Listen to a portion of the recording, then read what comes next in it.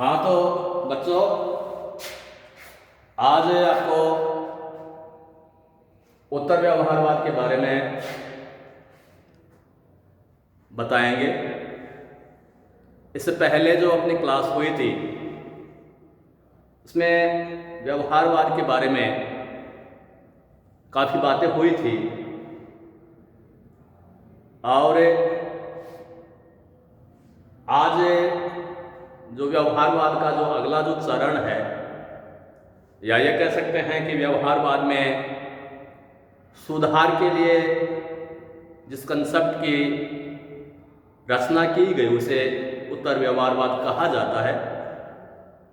तो उत्तर व्यवहारवाद के जो प्रणेता हैं वो डेविड स्टन है।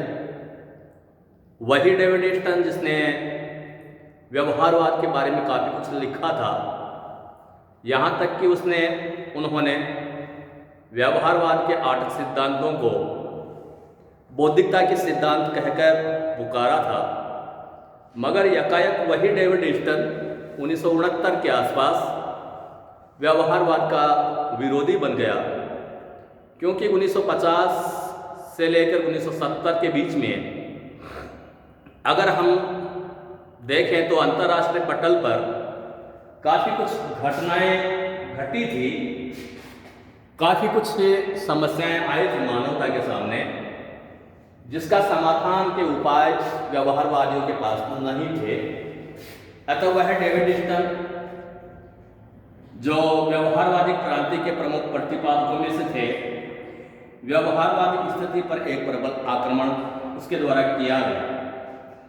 व्यवहारवादी जिन्होंने अब उत्तर व्यवहारवादियों का रूप ले लिया था, यह मानते हैं कि उनके द्वारा नगण्य और प्राय निरर्थक शोध पर बहुत अधिक समय खर्च कर दिया गया था, जबकि वे वैचारिक संरचनाओं, प्रतिमानों, सिद्धांतों और अधिक सिद्धांतों के निर्माण में लगे हुए थे।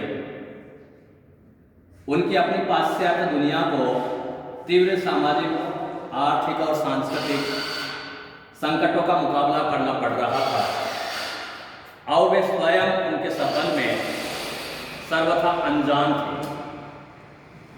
वे तो प्रसिद्ध विश्वविद्यालयों के शानदार प्रांगणों में अपने वातानुकूलित कक्षों और पुस्तकालयों में बैठे स्थिरता, स्वामित्व, संतुलन, संरक्षण, प्रतिमान आदि की तकनीकी समस्याओं और मॉडर्न निर्माण की प्रवृत्तियों में उलझे हुए थे और विशेषीकृत तकनीकों के आधार पर कभी कभी क्षेत्रांतर अनुसंधान भी कर लेते थे।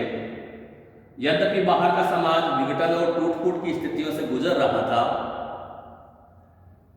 आणविक अस्त्रों का आतंक, गृह युद्ध, तानाशाही शासकों के उदय की प्रवृत्ति, बढ़ते हुए सामाजिक विभेद आदि ऐसी स्थितियां उत्पन्न हो रही थी जिनके संबंध में व्यवहारवादी राजनीति शास्त्रियों ने कल्पना ही नहीं की थी। अतः उत्तर व्यवहारवादियों का प्रश्न था कि उस शोध अनुसंधान की क्या उपयोगिता थी जिसने समाज और राजनीतिक व्यवस्था के इन तीव्र रोगों, संकटों एवं समस्याओं के निदान की ओर ध्यान नहीं दिया था। अब जो उत्तर व्यवहारवाद है, इससे क्या अभिप्राय लिया जाता है, इसका अर्थ देख लीजिए। व्यवहारवादी राजनीतिक विश्लेषण में प्रामाणिक अध्ययन के दौर में प्रासंगिकता में अंतर्निहित एवं प्राथमिकता को प्रभावित करने वाले आधारभूत तत्व मूल्य के अध्ययन को उचित स्थान नहीं दिया गया। विश्लेषण की तकनीकी को विश्लेषण वस्तु लक्ष्य से अधिक महत्वपूर्ण बना दिया गया।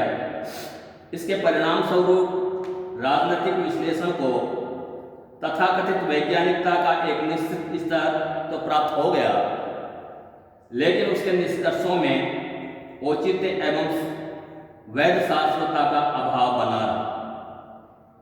अतः उत्तर व्यवहारवादी राजनीतिक विश्लेषण में मूल्यों को समाविष्ट कर राजनीतिक अध्ययन को औचित्यपूर्ण एवं शाश्वत प्रासंगिकता प्रदान करने के पक्षपाती हैं। उत्तर व्यवहारवाद अपने विश्लेषण में वैज्ञानिकता के तत्व को शिथिल करना नहीं चाहता, बल्कि वह वैज्ञानिकता के परिप्रेक्ष्य को ज्यादा विस्तृत करना चाहता है।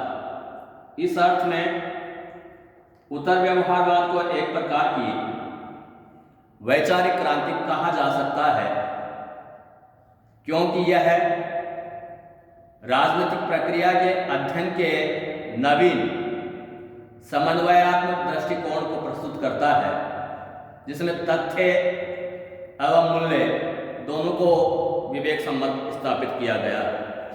वस्तुतः उत्तर व्यवहारवाद का अगला चरण एक सुधार आंदोलन तथा नवीन दिशा संकेत है। इसके दो नारे हैं, कर्म और प्रासंगिकता। यह व्यवहार वैज्ञानिकों से समाज तथा राज्य व्यवस्था की तात्कालिक समस्याओं, संकटों और चुनौतियों का अध्ययन करने तथा उनके निदान ढूंढने की मांग करता है। इसका मूल मंतव्य है कि सामाजिक शोध समाज की आवश्यकता के संदर्भ में रेलेवेंट तथा संगतिपूर्ण होना चाहिए। यह उत्तर व्यवहारवाद यह राजवैज्ञानिकों के मूल्य निरपेक्ष या तटस्थ भाव से अलग रहकर अध्ययन करने के बजाय स्वयं उनको समाज एवं राज्य व्यवस्था की रक्षार्थ आगे आने के लिए आह्वान करता है। उन्हें मानव मूल्यों के रक्षार्थ कर्म करने की ओर प्रवृत्त किया गया है। अब ये जो उत्तर व्यवहारवाद है, इसकी उत्पत्ति के कुछ कारण हैं, जिनको संक्षेप में हम यहाँ देख सकते हैं कि उत्तर व्यवहारवादी क्रांति का जन्म व्यवहारवादी रूढ़िवादिता, जड़ता और दिशाहीनता के कारण हुआ। डेविड स्टर्न ने सन 1969 में अमेरिकन पॉलिटिकल साइंस एसोसिएशन के अपने अध्यक्षीय भाषण में कहा था कि व्यवहारवादी क्रांति से हम अपने विश्लेषण को सार्थकता नहीं दे सकते हैं, अतः हमें उत्तर व्यवहारवादी बनना होगा। उत्तर व्यवहारवादी क्रांति के जो उदय के जो कारण हैं, बेसिकली इससे शॉर्ट में निम्न है। यह व्यवहारवाद के विरुद्ध एक प्रतिक्रिया है। द्वितीय विश्व युद्ध के बाद व्यवहारवादी प्रयासों के माध्यम से राजनीति विज्ञान को विश्वसनीय, सैद्धांतिक एवं वैज्ञानिक स्वरूप देने के प्रयास किए गए, लेकिन इसके बावजूद स्वयं कई व्यवहारवादी भी इन प्रयासों को अपर्याप्त एवं अपूर्ण अनुभव करने लगे। सेकंड, ऐसा माना गया कि सामाजिक विज्ञानों की अध्ययन पद्धतियों को प्राकृतिक विज्ञानों की तरह लागू करना घातक है, क्योंकि समाज एवं व्यक्ति की प्रकृति परिवर्तनशील होती है, अतः उनका अध्ययन प्राकृतिक विज्ञानों की तरह संभव नहीं है।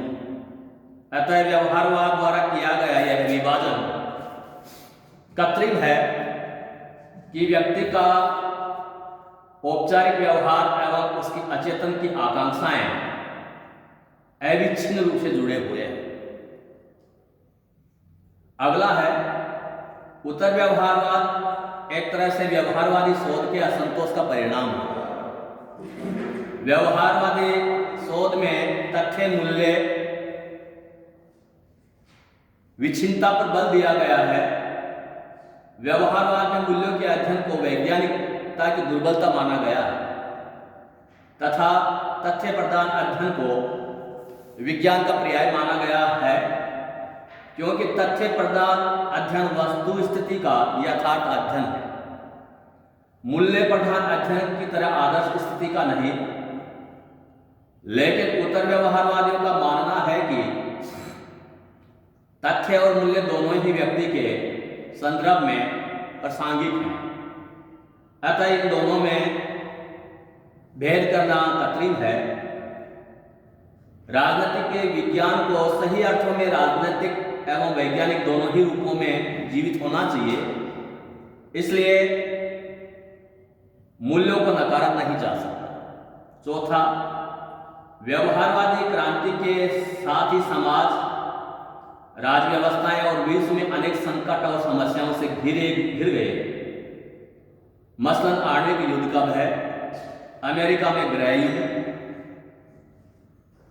तानाशाही शासन की बढ़ती हुई संभावनाएं, वियतनाम या घोषित युद्ध, जनसंख्या विस्फोट आदि। किंतु राजनीति को शुद्ध विज्ञान बनाने की अभिलाषा में व्यवहारवादियों ने समाज और विश्व में मानवता के प्रति अपने दायित्वों की उपेक्षा की। उत्तर व्यवहारवादियों का को जो प्रश्न कुरेद रहा था वह यह था कि उच्च तकनीकी पर्याप्तता और परिसिद्ध शोध उपकरणों के प्रयोग की उपयोगिता क्या थी। यदि राजवैज्ञानिक इस स्थिति में नहीं थे कि वह समकालीन सामाजिक और राजनीतिक संकटों को समझ सकें और उनके समाधान की दिशा में अपना योगदान दे सकें।